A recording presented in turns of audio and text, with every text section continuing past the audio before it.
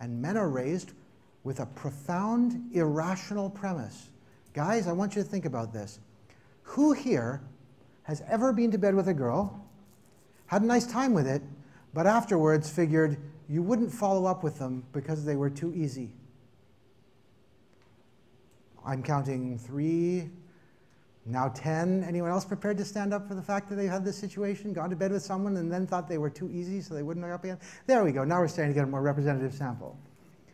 Okay, I want you to think about this.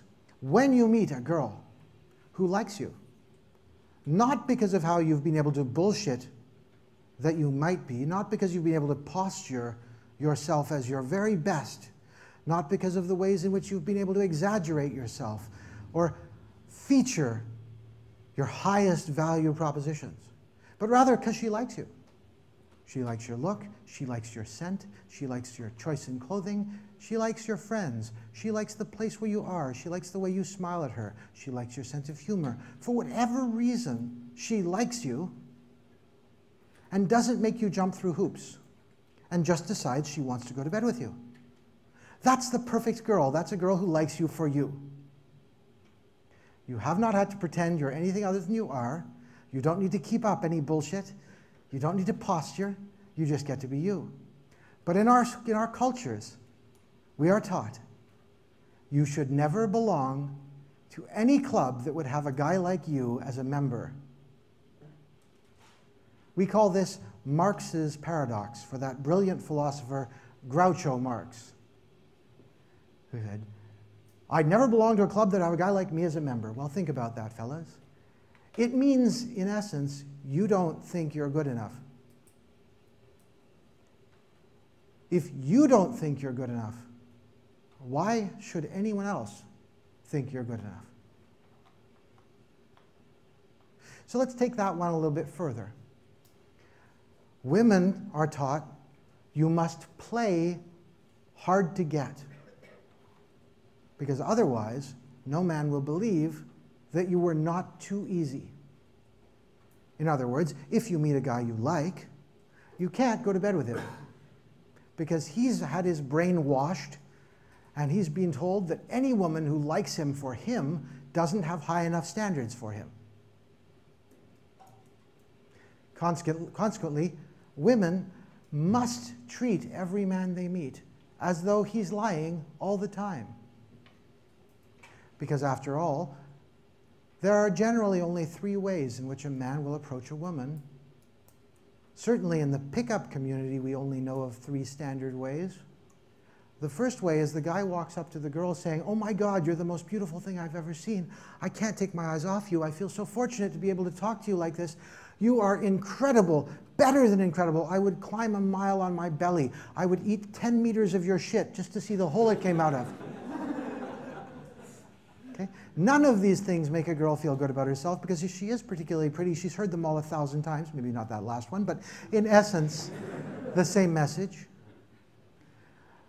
And she doesn't want a man who's prepared to sacrifice himself. She does not want a man who will bend for her in every way. That would be completely off-putting. She wants a man who's prepared to be a man.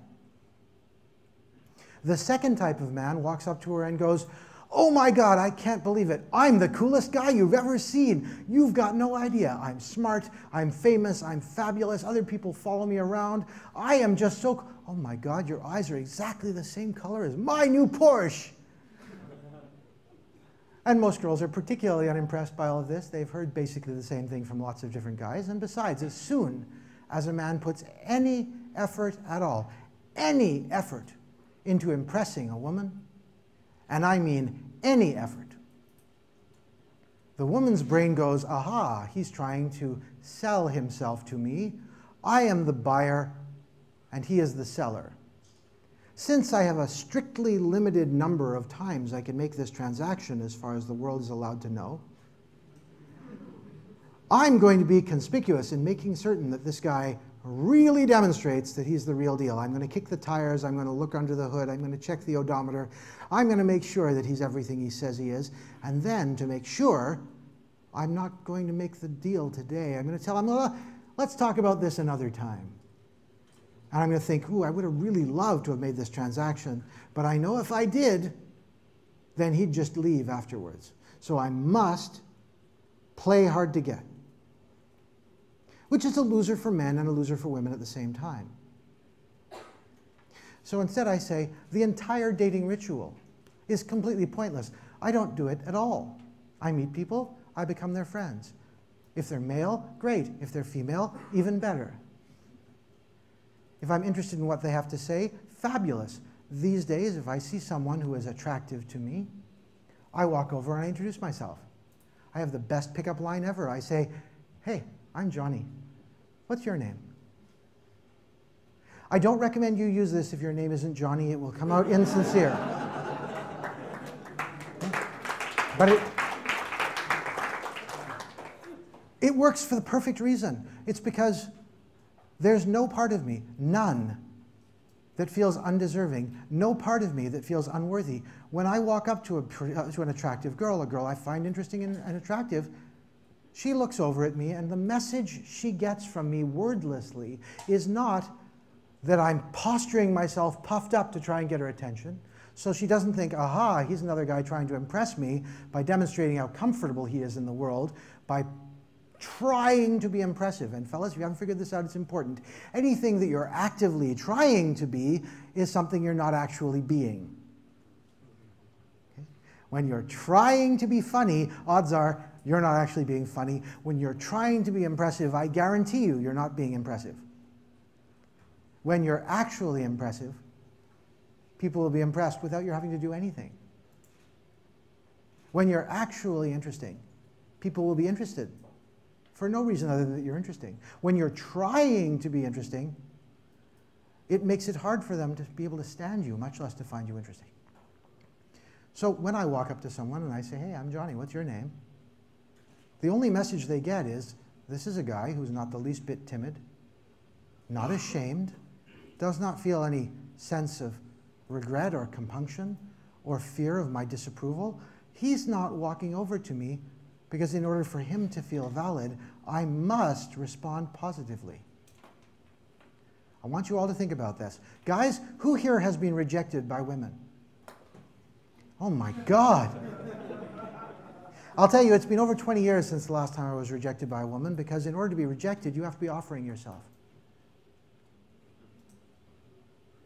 Here's a good reframe for everyone. When I walk up to a beautiful woman, I know two things. One is I don't know anything about her.